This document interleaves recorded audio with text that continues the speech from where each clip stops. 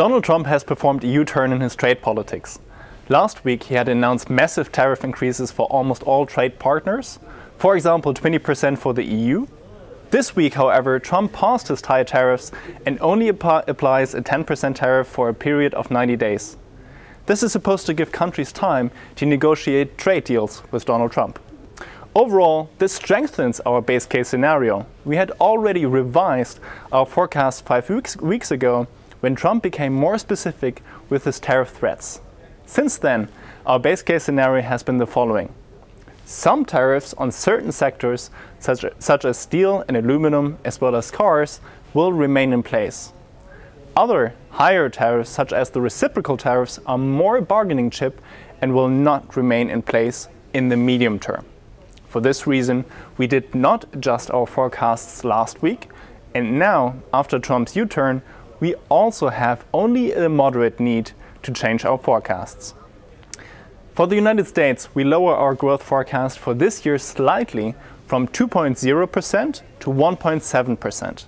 After all, the United States economy has grown at a high speed in the past, and Trump seems to want to avoid a recession now. We now expect 3 more rate cuts by the Fed. In Europe, we largely confirm our forecast for the euro area and Germany.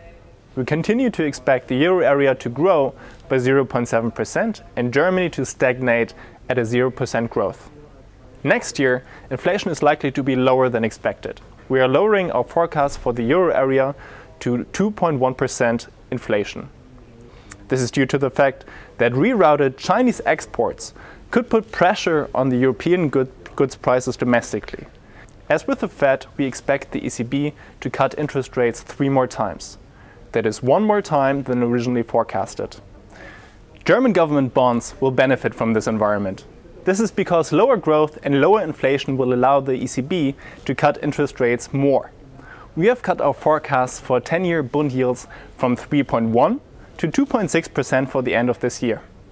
Meanwhile, the dollar has suffered from volatile politics. To offset a trade deficit, the US government has also an interest in a weaker dollar. We are therefore raising our euro-dollar forecast from 1.1 to 1.15 by the end of 2026.